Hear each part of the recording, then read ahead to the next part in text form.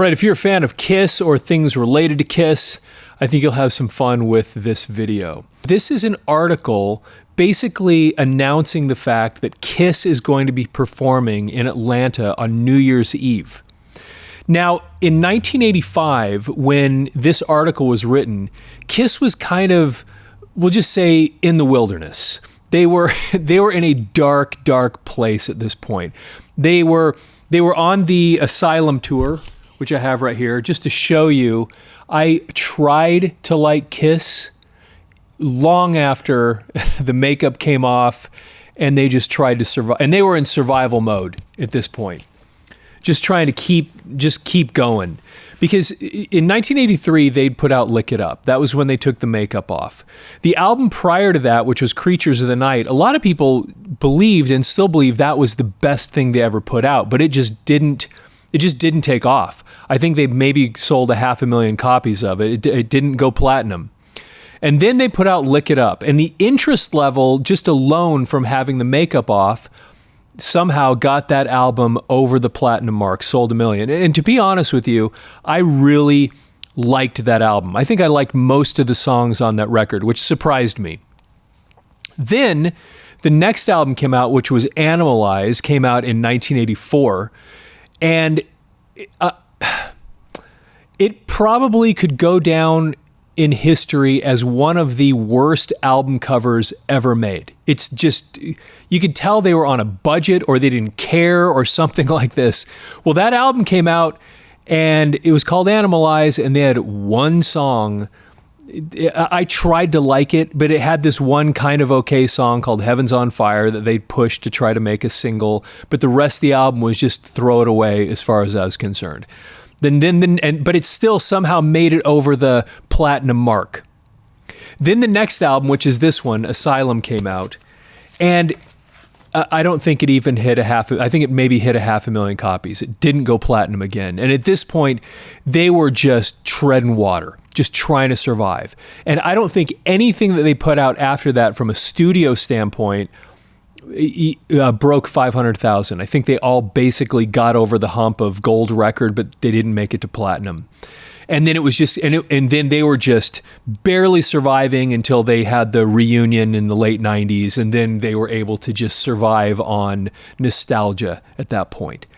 And they really didn't put anything else. It was the song Psycho Circus. I actually really like that song, but I don't think there was anything else that they put out that was worth it. In other words, nothing that they did after Lick It Up got people interested enough to get an album over the platinum hump, but then it was just all downhill after that until the reunion.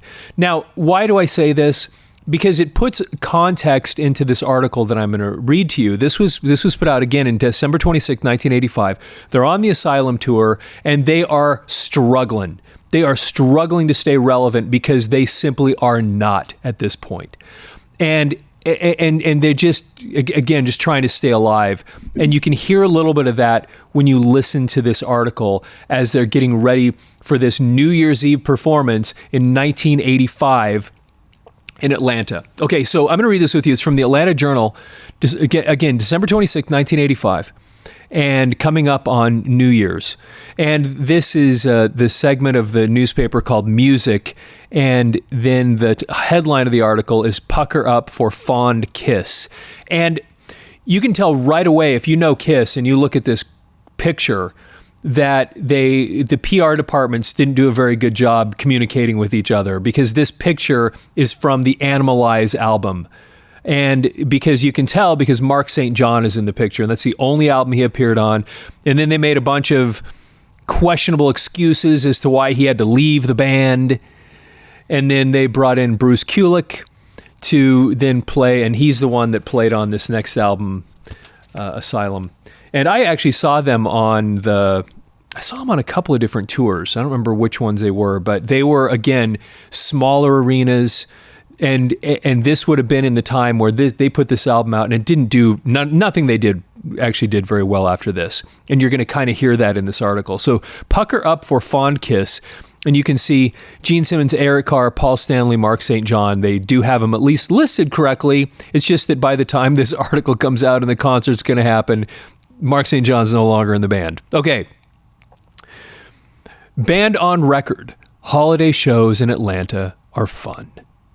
All right, so here we go.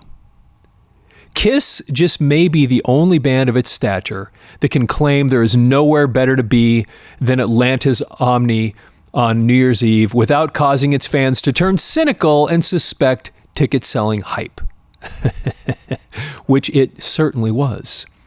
That's because Kiss, which will be at the Omni with opening act Black and Blue on New Year's Eve, really does enjoy play for and with its Atlanta fans. And by the way, Black and Blue is an act that Gene Simmons ended up working with and producing. I actually loved Black and Blue.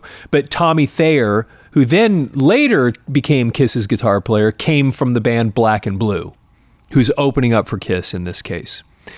Okay, let's see here. Black and Blue New Year's Eve really do enjoy playing with Atlanta fans.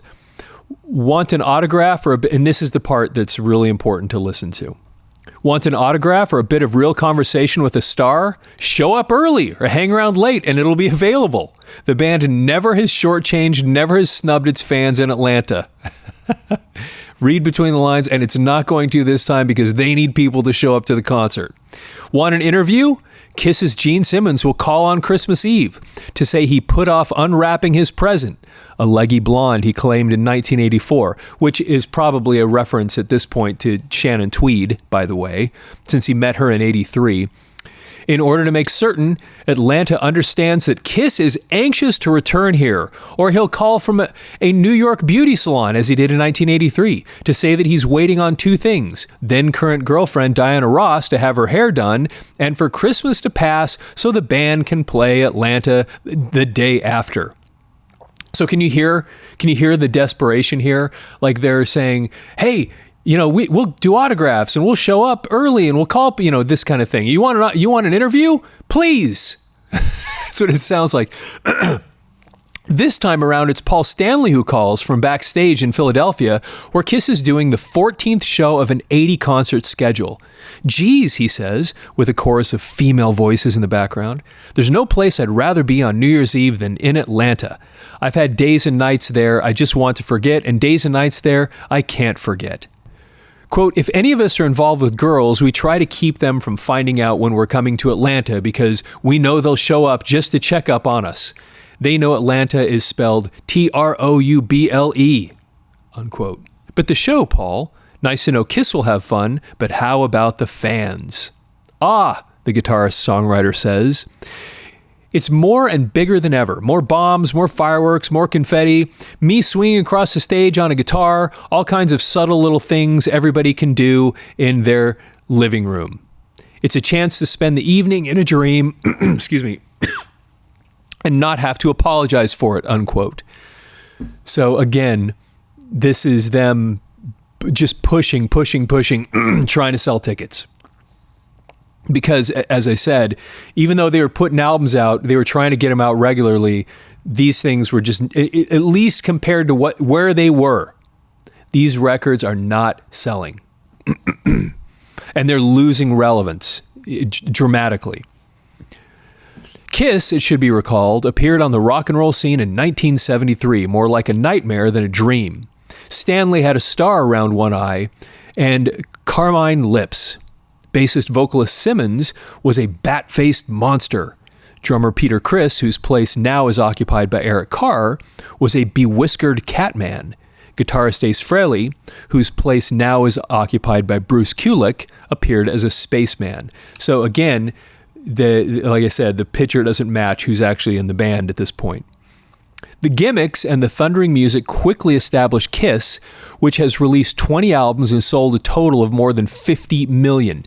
Now, that's what's amazing here. And I think since then, the number's up in excess of 100 million records that they sold. But it's all the stuff from the early days. That was where they that early stuff, the stuff that they did once they took the makeup off, Lick It Up, I thought was great, and then everything after that, it was just trying to stay alive. Let's see. There was a bottoming out, and they even address that here. There was a bottoming out in the late 70s because of internal problems. All four members released solo albums in 78.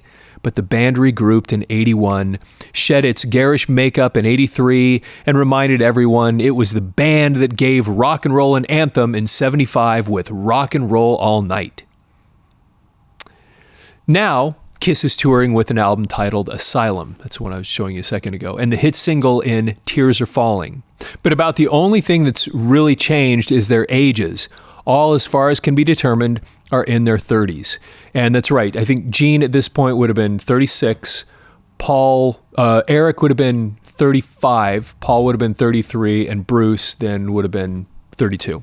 So yeah, they're all in their 30s at this point. It's strictly ask no quarter, take no prisoners, unless they're really into bondage. Kick out the jams. As Stanley remembers the band's original plan, our guidelines were to write loud material and be loud on stage. He's the solid center. If something that runs amok the way Kiss can be said to have a solid center. Quote, I go out every night and, I don't know, it's kind of like being the master of ceremonies as a rock and roll debauchery. But it's all done in the name of fun.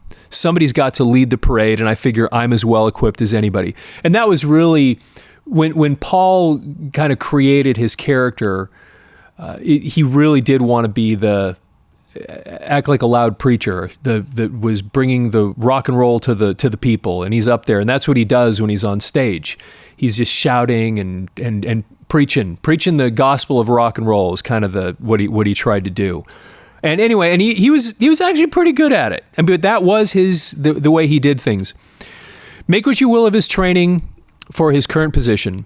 Stanley, who grew up in New York as Stanley Eisen, while Simmons was growing up as Eugene Klein, studied journalism in college, taught high school, drove a cab, and was an editorial assistant at Vogue magazine.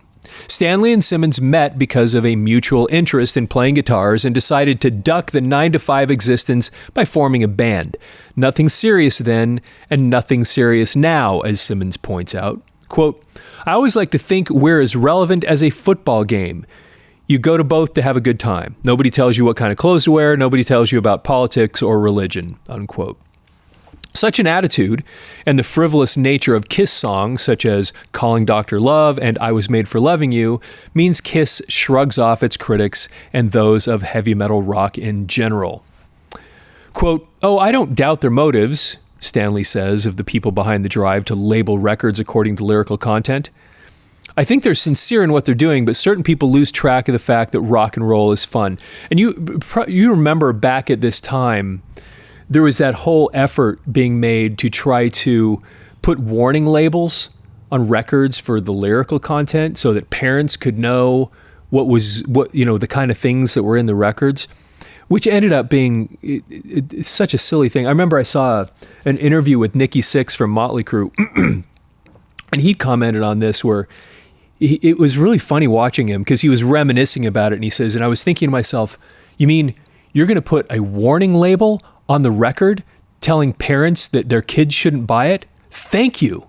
Because he knew that as soon as you do that, that's the one that the kids are going to want. They're going to want the record that they're warning parents for you not to have.